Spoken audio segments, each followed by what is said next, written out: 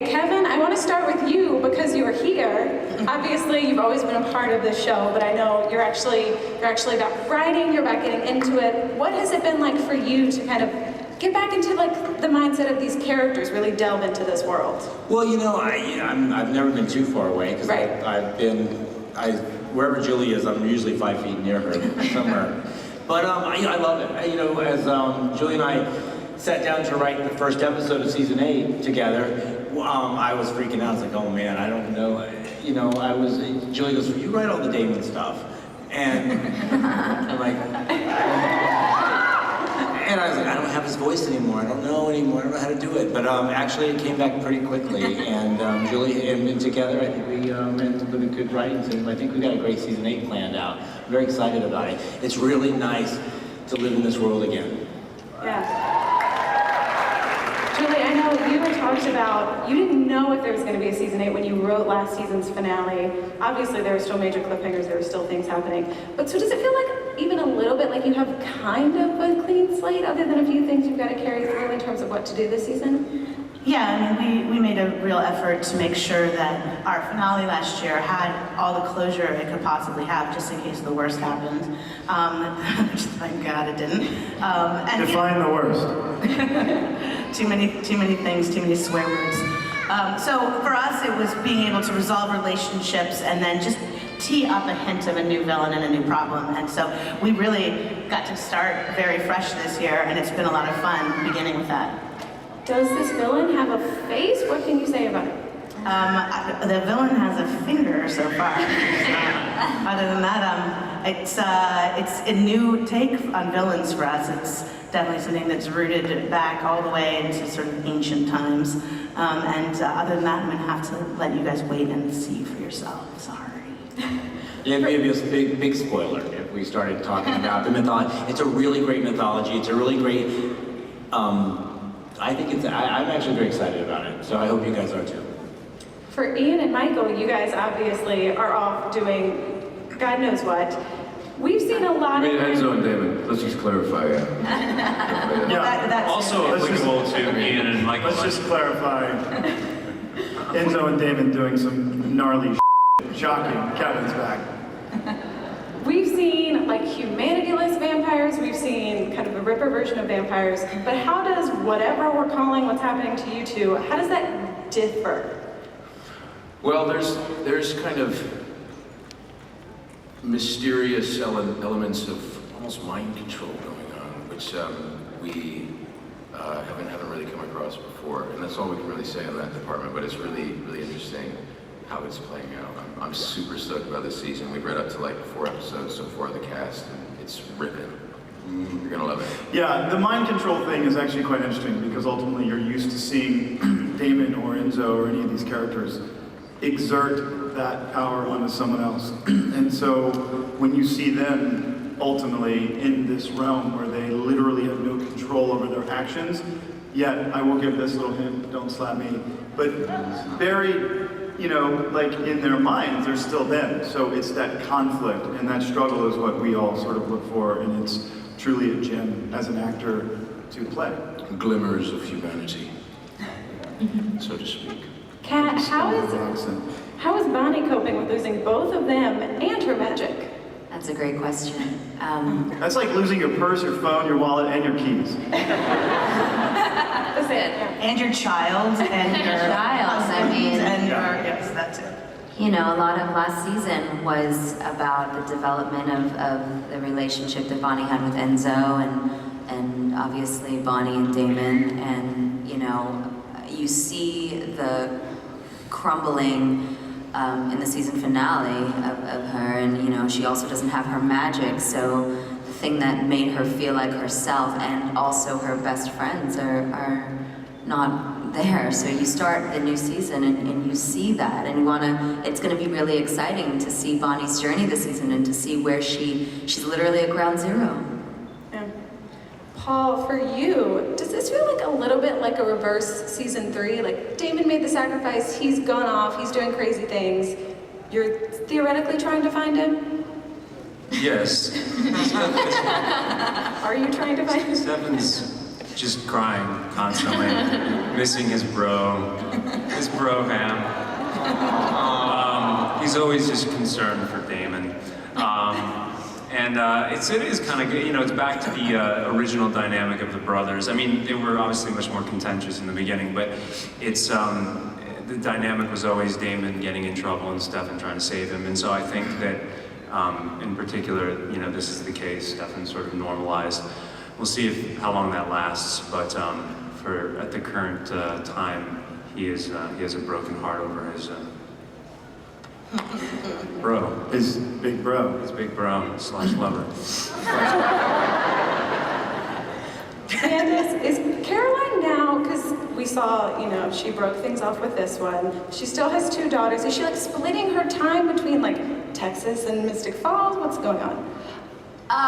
She's very busy kind of splitting time and family life and, as we saw at the end in the finale, helping Stefan and Bonnie track down Damon and Enzo. So she's juggling all those Thanks. yes, things. Balls. Balls. Yes. So sorry.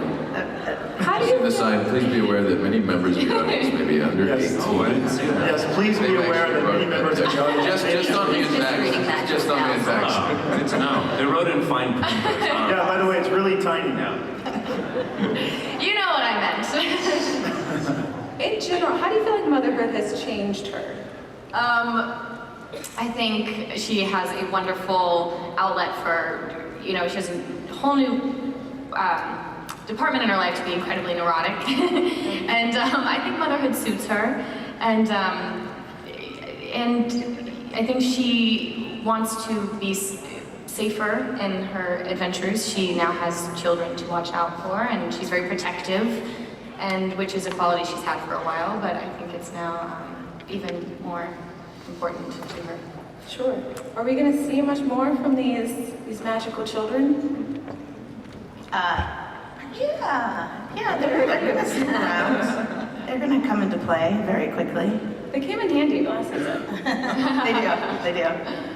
Okay, how is Alaric? Did you ever anticipate when you took this role that he would lose his wife and his girlfriend and the mother of his children? And that you'd be stuck in Atlanta for 8 years? No, I had no idea, and it's been a sad journey for Alaric, so I'm hoping he'll turn it around. We'll see. What about for Matt Davis?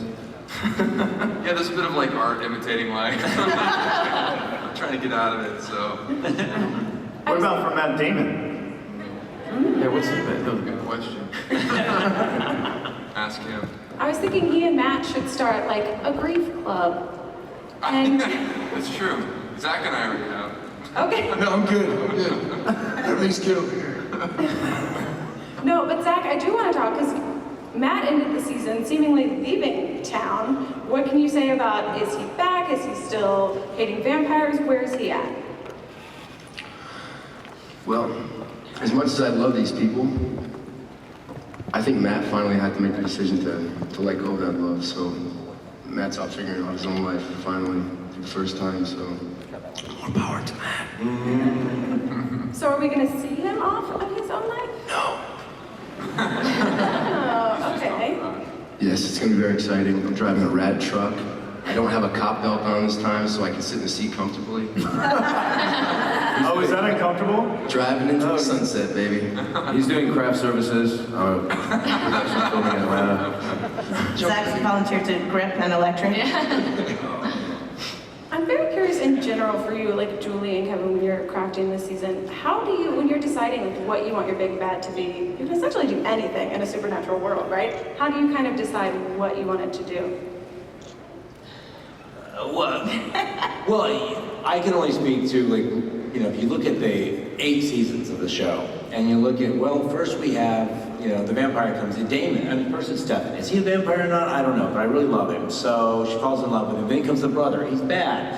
He's really evil. And so he's big and bad and awful, and he wants, to get these vampires out of the tomb and save Catherine, and then wait, Damon's not so bad. It's Catherine, she's the bad. No, Catherine's bad, but was Catherine really bad? No, Catherine's not bad. Klaus is bad. Klaus is the really bad. Is Klaus really bad? No, he's a hybrid. He's just he's the black sheep of the family. It's the original family that's bad. And it goes on, and you just keep, you build your mythology. And that's what I like about this season, because we're in season 8. What could that mythology be? What has yet to happen in Mystic Falls?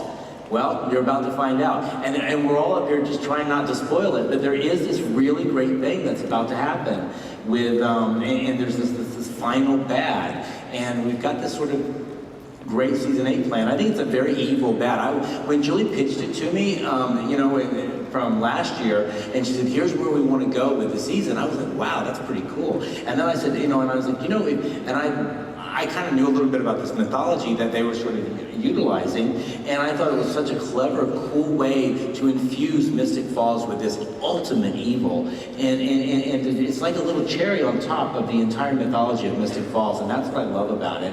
And so anyway, I think Julie and the writers have done an awesome job with planning out this season, and that's why I'm very excited about it. So there you have it. Did I answer the question? I didn't know about Watching you dodge spoilers and that was fantastic. You did that so well. Thank you. I do want to take it back just briefly for Paul and Ian. The scene in season 7 where the brothers have the phone call conversation. 7 years in the making, they finally hashed this out. For you all, was it more difficult that it was over the phone as opposed to in person? You couldn't see each other. Did you enjoy that aspect of it? You're talking about He's in the Snowstorm? I was in the hotel room, right? No, you were in Oh, this big snowstorm. Yeah, that was great. Yeah. that was a really well We were written. great. Julie directed out of that episode. It was pretty incredible. And this guy was so dialed in. We loved that script so much. That script was both Ian incredible. and I. By the way, and mind you, well, What? you were outside in all that stuff, and the snow is fake, and you know the snow is fake, and yet you're still freezing. Yeah.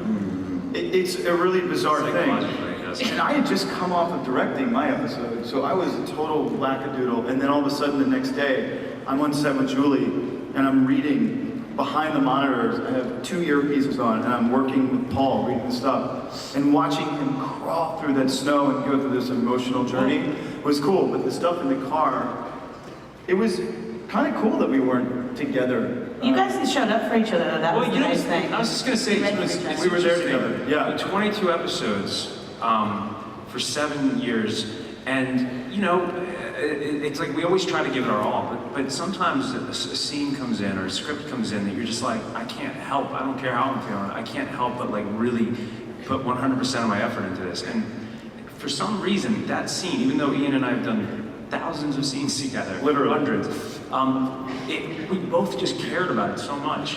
But it was a payoff for not screw you guys, okay? It was a payoff for these brothers, I think. It was like a cool moment, and thanks for. Yeah, thanks for. Hey, Neil Reynolds wrote that. Yeah, he Neil. nailed it. Neil crushed it. Yeah, Writers in the house. Neil crushed it. Yeah, you were really good at that. Oh, well, thanks. So were you.